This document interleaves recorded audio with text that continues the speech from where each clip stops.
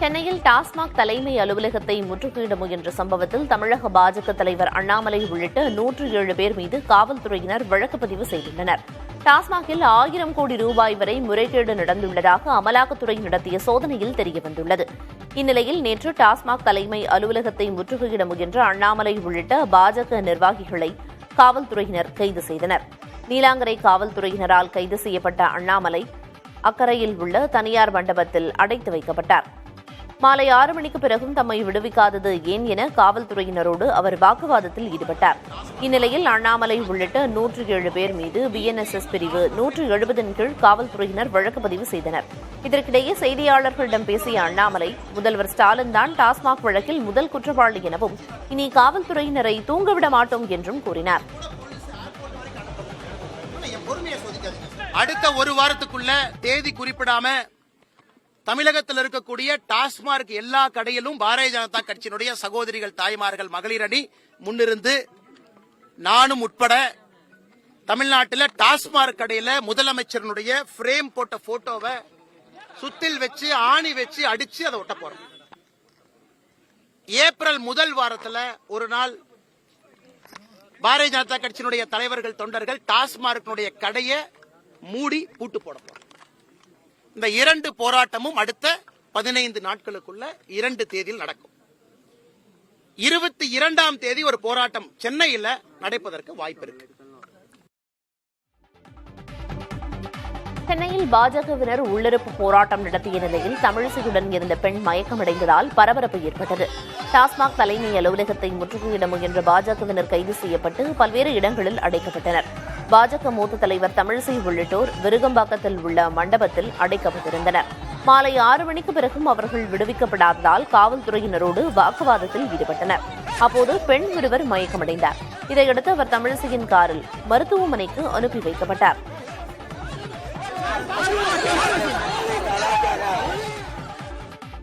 போராட்டத்துக்கு வந்ததுக்கு ஒரு பெண்ணுக்கு இந்த தண்டனையா? நான் வேணா எவ்வளவு நேரம் வேணாலும் நிக்கலாம், என் கூட வந்தவங்களுக்கு ஏன் தண்டனை கொடுக்கறீங்க? தமிழக பெண்களிடம் நான் ஒரு கோரிக்கை வைக்கிறேன். பெண்களே, உங்களுக்காக போராடுறோம். இந்த குடியை கெடுக்கணும், டாஸ்மாக்கு போராடணும், டாஸ்மாக்கு எதிராக போராடுறோம். ஆனா இன்னைக்கு வரைக்கும் எங்களை விடுதலை செய்யாம வச்சிருக்காங்கன்னா காரணம் என்ன? பழிக்கு பழி வாங்கி கொண்டிருக்கிறார்கள். அவர்களை எதிர்த்து யாரும் குரல் கொடுக்க கூடாது என்று சொல்லிக் கொண்டிருக்கிறார்கள்.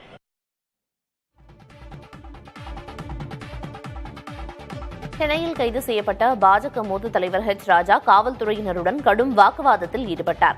டாஸ்மாக் தலைமை அலுவலகத்தை முற்றுகையிட பாஜகவினர் திட்டமிட்டிருந்த நிலையில் எழும்பூர் ராஜரத்னம் மைதானம் அருகே சென்றபோது ராஜாவை காவல்துறையினர் தடுத்து நிறுத்தினர்.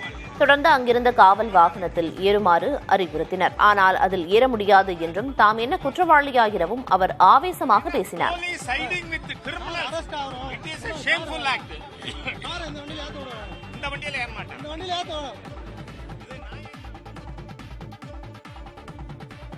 அதிமுகவில் இருந்து யாரையும் பிரிக்க முடியாது என அக்கட்சியின் பொதுச் செயலாளர் எடப்பாடி பழனிசாமி தெரிவித்துள்ளார். முன்னாள் அமைச்சர் செங்கோட்டையன் குறித்த கேள்விக்கு பதிலளித்த அவர் அதிமுக ஒற்றுமையாக இருக்கிறது என்று தெரிவித்தார்.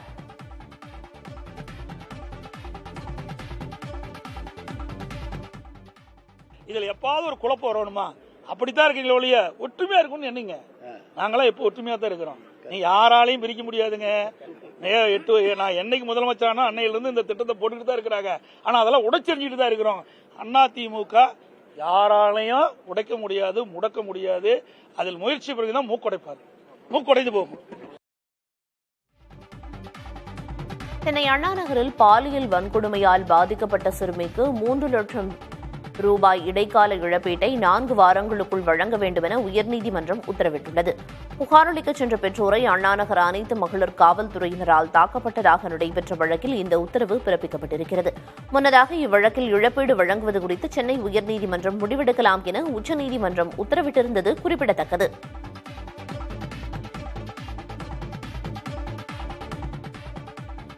மதுரை அருகே ஜல்லிக்கட்டு போட்டியில் உயிரிழந்தவரின் உறவினர்கள் இழப்பீடு கேட்டு சாலை மறியலில் ஈடுபட்ட நிலையில் அவர்களை காவல்துறையினர் விரட்டி பிடித்து கைது செய்தனர். முதல்வர் ஸ்டாலின் பிறந்தநாளையொட்டி அலங்காநல்லூர் கீழக்கரையில் ஜல்லிக்கட்டு போட்டி நடைபெற்றது. இதில் காளை முட்டி மகேஷ் பாண்டி என்பவர் உயிரிழந்தார். உயிரிழந்தவருக்கு இழப்பீடு கோரியும் அவரது குடும்பத்தில் ஒருவருக்கு அரசு பணி வழங்க வலியுறுத்தியும் அவரது உறவினர்கள் உடலை வாங்க மறுத்து அரசு ராஜாஜி மருத்துவமனை முன்பு சாலை மறியலில் ஈடுபட்டனர்.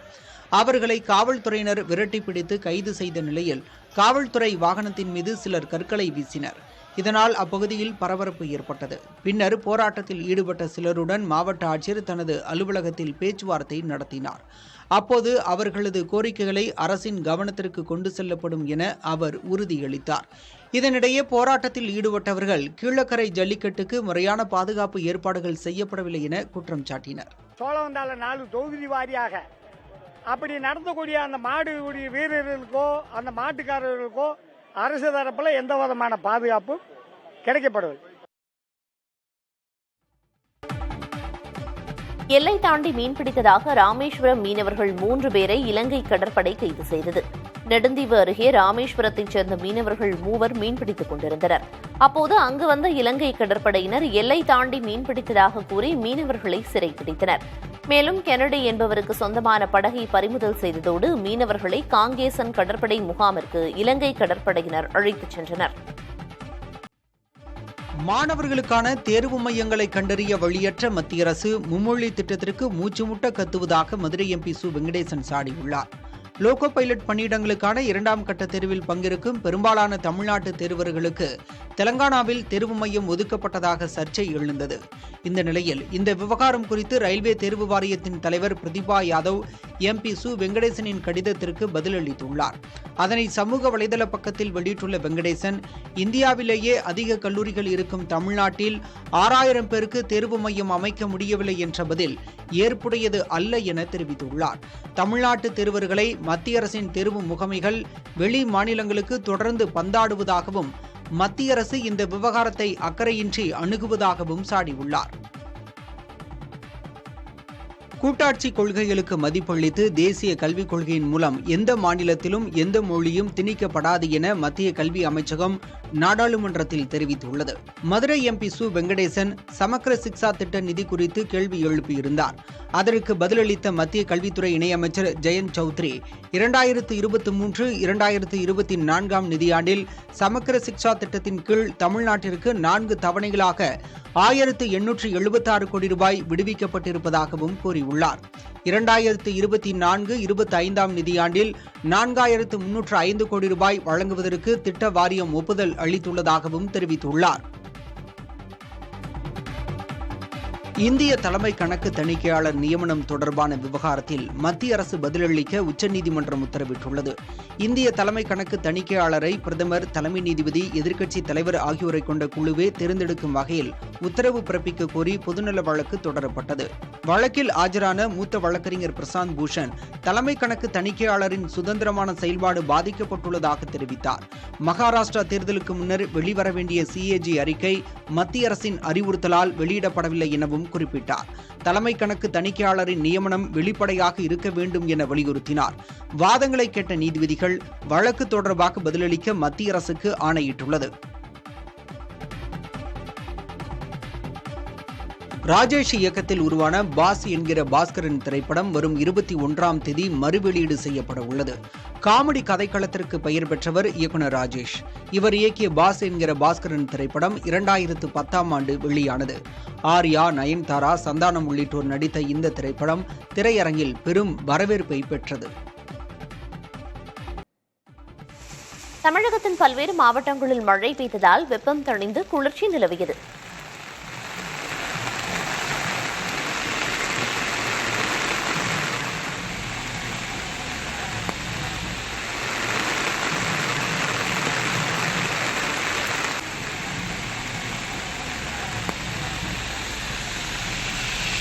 நீலகிரி மாவட்டம் பந்தலூரில் சுமார் அரை மணி நேரம் ஆலங்கட்டி மழை பெய்தது. தேனி மாவட்டம் ஆண்டிப்பட்டி மற்றும் சுற்றுவட்டார பகுதிகளான ஏத்தகோவில், பாலக்கோம்பை, வண்டியூர் உள்ளிட்ட பகுதிகளில் மழை பெய்ததால் வெப்பம் தணிந்தது. கோவை, சிங்காநல்லூர், ராமநாதபுரம், போத்தனூர், மசக்காளிப்பாளையம் உள்ளிட்ட பகுதிகளில் சூறைக்காற்றுடன் சுமார் அரை மணி நேரத்திற்கு மேலாக கனமழை பெய்தது. சிங்காநல்லூர் நஞ்சப்பா நகரில் மரம் முறிந்து மின்கம்பத்தின் மீது விழுந்தது.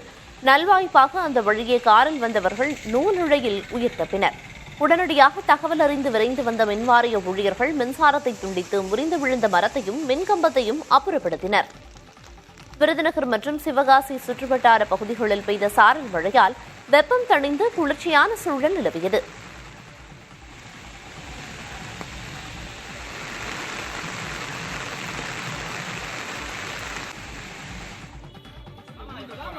உயிருடன் இருப்பதை நிரூபணம் செய்வதற்காக மாற்றுத்திறனாளி இளைஞரை பிளாஸ்டிக் கூடையில் வைத்து ஆட்சியர் அலுவலகத்திற்கு கொண்டு வந்த கொடுமை விழுப்புரத்தில் அரங்கேறியிருக்கிறது. காரணை கிராமத்தைச் சேர்ந்த வெங்கடேசன், காளியம்மாள் தம்பதியின் மாற்றுத்திறனாளி மகனுக்கு அரசின் உதவித்தொகை வழங்கப்பட்டு வந்த நிலையில் கடந்த 6 மாத காலமாக உதவித்தொகை நிறுத்தப்பட்டுள்ளது. இதுகுறித்து மாற்றுத்திறனாளி நல அலுவலகத்தில் கேட்டபோது மாற்றுத்திறனாளி இறந்துவிட்ட நிலையில் ஏமாற்றி உதவித்தொகை பெற முயல்வதாக அதிகாரிகள் குற்றம் சாட்டியதாக கூறப்படுகிறது. இதையடுத்து அதிகாரிகள் நம்ப வேண்டும் என்பதற்காக மாற்றுத்திறனாளி இளைஞரை கூடையில் ஆட்சியர் அலுவலகத்திற்கு கொண்டு வந்ததாக அவரது பெற்றோர் தெரிவித்தனர்.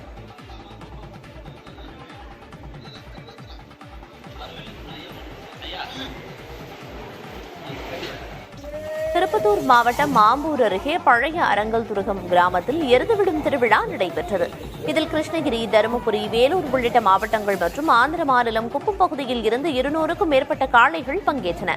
நிர்ணயிக்கப்பட்ட இலக்கை குறுகிய நேரத்தில் ஓடி முதல் 3 இடங்களை பிடித்த காளைகளின் உரிமையாளர்களுக்கு முதல் 3 பரிசுகளாக இருசக்கர வாகனங்கள் வழங்கப்பட்டன.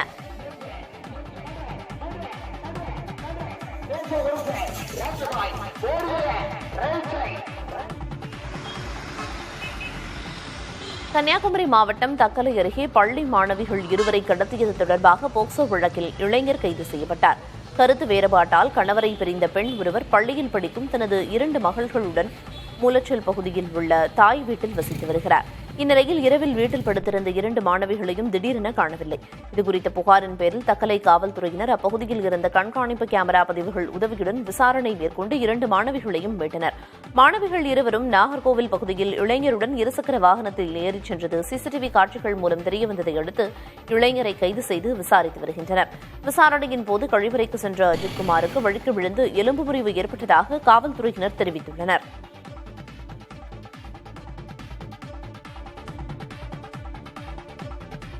தஞ்சை மாவட்டம் பாபநாசம் அருகே மணல் கொள்ளையர்களை கைது செய்ய வலியுறுத்தி கிராம மக்கள் போராட்டத்தில் ஈடுபட்டனர்.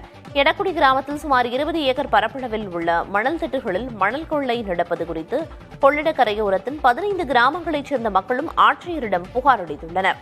இந்நிலையில் பொக்லைன் இயந்திரத்தின் மூலம் மணல் கொள்ளை நடப்பதைக் கண்டு அதிர்ச்சியடைந்த மக்கள் இயந்திரங்களை சுற்றி வளைத்து போராட்டத்தில் ஈடுபட்டனர். தகவல் அறிந்து வந்த வட்டாட்சியர் பழனிவேலு மணல் கொள்ளையர்கள் கைது செய்யப்படுவார்கள் என உறுதியளித்ததன் பேரில் போராட்டம் கைவிடப்பட்டது.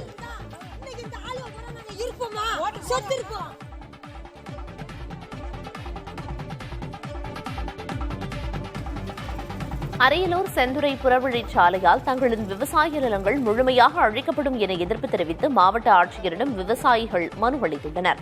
அரியலூர் மாவட்டம் செந்துறையில் புறவழிச்சாலை அமைக்கப்படுவதால் செந்துறை, மருவத்தூர், விழுப்பணங்குறிச்சி உள்ளிட்ட கிராமங்களைச் சேர்ந்த 200 விவசாயிகளின் விவசாய நிலங்கள் கையகப்படுத்தப்பட உள்ளன. இதற்கு கடுமையாக எதிர்ப்பு தெரிவித்துள்ள விவசாயிகள் புறவழிச்சாலையால் சிமெண்ட் ஆலைகளுக்குத்தான் நல்லது என்றும் எங்களின் விவசாய நிலங்கள்தான் பறிபோகும் என்றும் வேதனை தெரிவித்துள்ளனர். மேலும் அரசு புறம்போக்கு நிலம் அதிகம் உள்ள இடத்தை தேர்வு செய்து மாற்றுப்பாதையில் புறவழிச்சாலை அமைக்க வேண்டும் என கோரி அரியலூர் மாவட்ட ரத்னசாமியிடம் மனு அளித்துள்ளனர். தனிப்பட்ட நபருக்காக புறவழிச்சாலை எடுத்து இதை ஆக்கிரமிப்பு பண்ணி எங்கள் நிலத்தை அகவரித்து கொடுக்குறாங்க.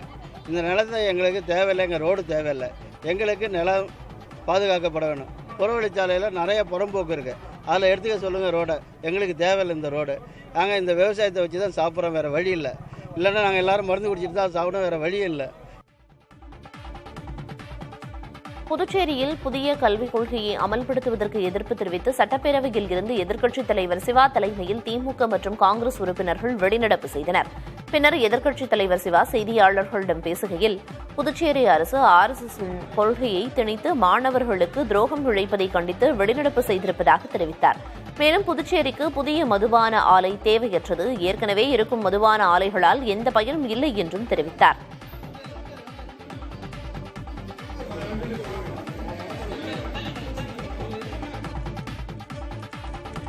உடல்நலம் சீரானதை அடுத்து குடியரசு துணைத் தலைவர் ஜெகதீப் தன்கர் மாநிலங்களவை நிகழ்வுகளில் பங்கேற்றார். இருதய இரத்த குழாயில் அடைப்பு காரணமாக மார்ச் 9ஆம் தேதி டெல்லி எய்ம்ஸ் மருத்துவமனையில் ஜெகதீப் தன்கர் அனுமதிக்கப்பட்டார். இரத்த குழாய் அடைப்பை நீக்க ஸ்டென்ட் பொருத்தப்பட்டதை அடுத்து ஓய்வெடுக்க மருத்துவர்கள் அறிவுரை வழங்கினர். ஒரு வார ஓய்வுக்கு பிறகு உடல்நலம் சீரடைந்ததை அடுத்து ஜெகதீப் தன்கர் மாநிலங்களவைக்கு தலைமை வகித்து வழிநடத்தினார்.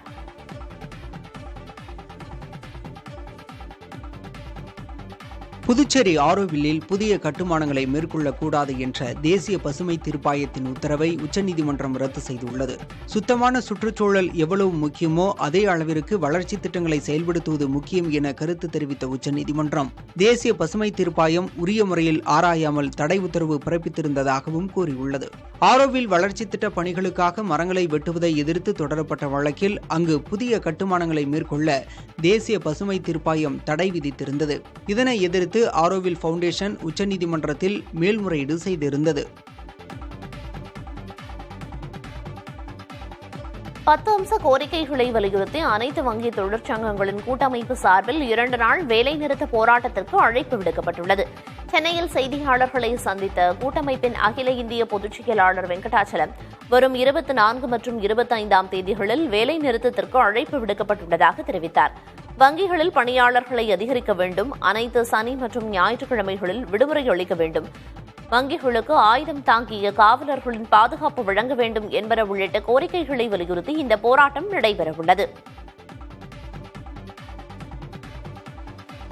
ஐரோப்பிய நாடுகளில் சுற்றுப்பயணம் மேற்கொண்டுள்ள கனடாவின் புதிய பிரதமர் மார்க் கார்னி இங்கிலாந்து மன்னர் சார்லஸை சந்தித்தார். லண்டனில் உள்ள பக்கிங்ஹாம் அரண்மனையில் நடந்த இந்த சந்திப்பை தொடர்ந்து இங்கிலாந்து பிரதமர் கேட் ஸ்டார்மரோடு மார்க் கார்னி கலந்துரையாடினார். அப்போது அமெரிக்கா கனடா இடையே நிலவும் வர்த்தக போர் உள்ளிட்ட விவகாரங்கள் தொடர்பாக இருவரும் ஆலோசித்ததாக கூறப்படுகிறது. கடந்த 14ஆம் தேதி கனடா பிரதமராக பதவியேற்ற மார்க் கார்னி தனது முதல் வெளிநாட்டு பயணமாக ஐரோப்பிய நாடுகளுக்கு சென்றார். பிரான்ஸ் அதிபர் இமானுவேல் மேக்ரானை சந்தித்த அவர் ஐரோப்பாவில் உள்ள நம்பகமான நட்பு நாடுகளுடன் உறவுகளை வலுப்படுத்துவது கனடாவிற்கு முக்கியமானது என தெரிவித்திருந்தார். ஐரோப்பிய நாடுகளோடு அமெரிக்கா தற்போது மோதல் போக்கை கடைபிடித்து வரும் சூழலில் கனடாவின் இந்த முயற்சி முக்கியத்துவம் பெறுகிறது. இந்திய கிரிக்கெட் அணியின் முன்னாள் கேப்டனும் கிரிக்கெட் வீரருமான சௌரவ் கங்குலி சினிமாவில் அறிமுகமாகிறார். MS தோனியின் வாழ்க்கை வரலாற்றை திரைப்படமாக இயக்கியவர் நீரஜ் பாண்டே. இவர் காக்கி தி பெங்கால் சாப்டர் என்னும் இணையத்தொடரை இயக்கியுள்ளார்.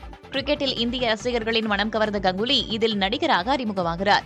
நெட்ஃபிளிக்ஸ் OTTயில் வரும் 20ஆம் தேதி வெளியாக உள்ள இந்த வெப் சீரிஸ் எதிர்பார்ப்பை அதிகரித்துள்ளது.